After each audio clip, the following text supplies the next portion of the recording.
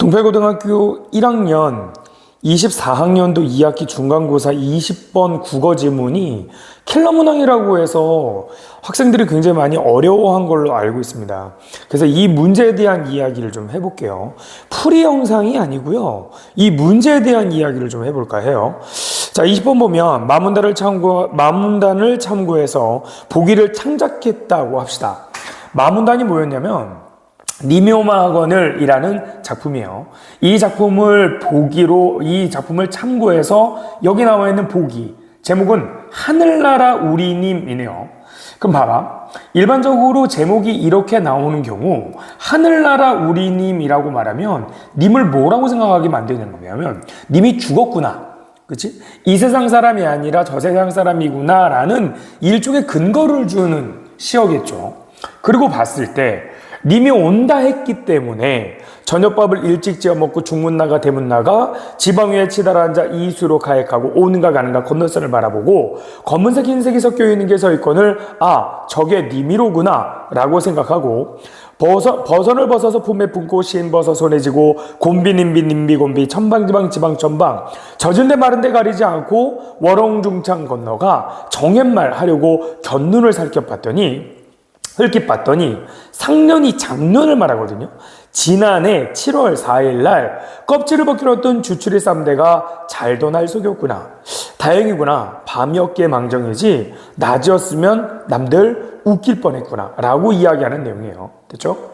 근데 이 시가 지금 보면 맨 마지막 부분이 되게 해학적으로 정리가 됐을지 모르겠지만 어쨌든 이별의 정환인 거고 님을 그리워하는 거고 그리워하는 여인의 안타까운 마음과 슬픔, 이별의 정환이 들어있는 작품은 맞는 작품이라는 거죠.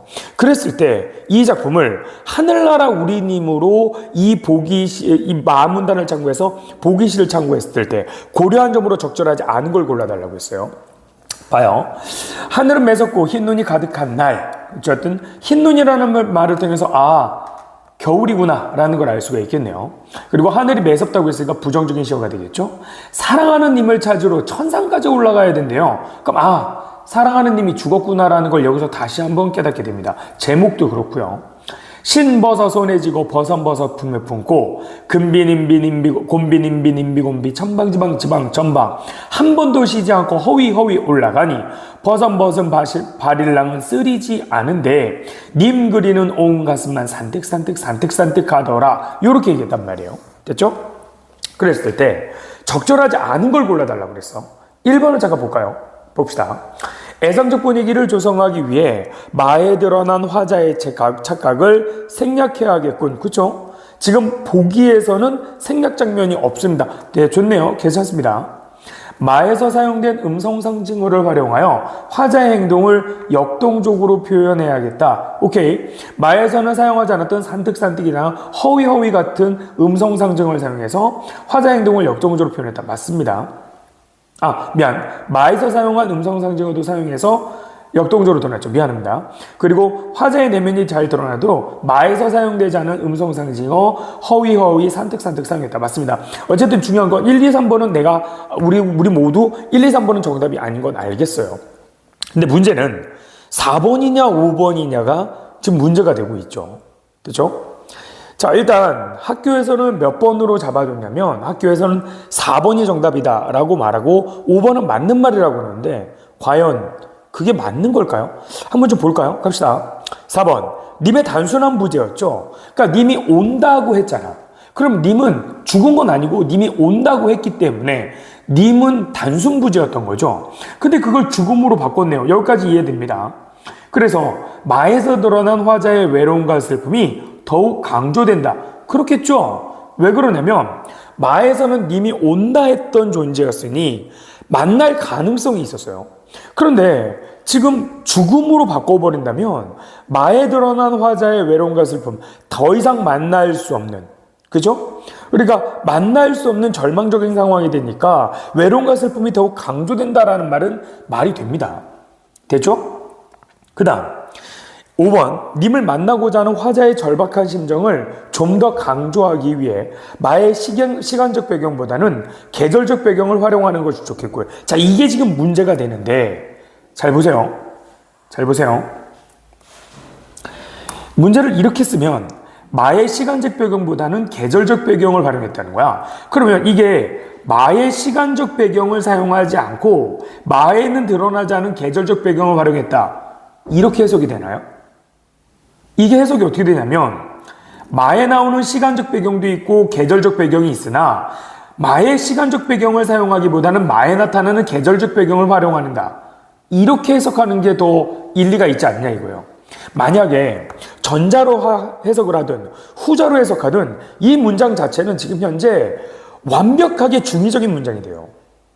마의 시간적 배경보다는 계절적 배경을 활용했다. 이렇게 쓰면 안 되죠. 차라리 마의 시간적 배경을 사용하지 않고 마에는 드러나지 않았던, 마에는 나타나지 않았던 계절적 배경을 활용했다라고 말했으면 말이 됩니다. 근데 어떻게 마의 시간적 배경보다는 마의 시간적 배경보다는 계절적 배경을 활용하는 것이 좋겠다. 이게 어떻게 한 가지 의미로만 해석이 되겠습니까? 개인적으로 해서 5번이 정답이라고 생각해요.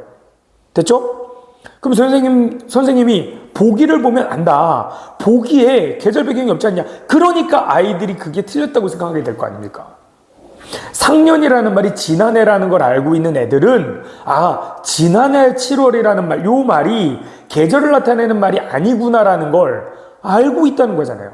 이 지문을 정확하게 해석하기 때문에 마문단이 틀렸다는 걸, 선택지 5번이 틀렸다고 생각할 수 있는 지문 아닙니까? 개인적으로 이 문제는 오류라고 생각해요. 몇몇 학원에서 이 문제를 킬러 문항이라고 말하면서 이 문제를 풀이를 해놨던데 그 풀이 자체가 잘못된 거예요. 우리 이 영상을 어떤 분들이 보실지 모르겠지만 국어 강사라면, 국어 선생님이라면 중의적인 문장 정도는 알잖아요. 이게 중의적인 문장이 될 거라는 거. 맨 마지막에 마의 시간적 배경보다는 계절적 배경을 활용하는 것이 좋겠군이라는 말이 중의적인 문장이 될 거라는 걸 알고 있잖아요. 학생들한테 문법 가르치면서 중의적인 표현 가르치지 않습니까? 그렇다면 이딴 문제는 내면 안 되죠. 학생들이 선생님이 낸 해석을 제대로 파악하지 못했다. 아니요. 두 가지 해석이 가능할 수 있는 문장을 줘놓고 왜 내 해석을 따라가지 않았느냐고 물어본다면 이건 문제가 돼요. 사실 이 문제는 우리끼리 얘기지만 오류라고 선생님들이 인정하셔야 됩니다. 인정하시고 학생들한테 너희들을 헷갈리게 했구나. 애들은 점수가 중요한 애들도 있긴 하지만 이 문제를 정확하게 이해를 못하고 납득을 못한 애들이 있단 말이에요. 그러면 애들한테 납득을 못하겠으면 애들한테 최소한 사과 정도는 하셔야 된다고 생각합니다. 20번 문제, 킬러 문항 아닙니다. 이 문제는 학생들을 기만한 문제고요. 학생들에게 오류에 빠지게 만든 문제예요. 이런 문제 더 이상 나오면 안 되기도 하지만 학생들한테 혼란을 주셨다면 선생님 사과하셔야 됩니다.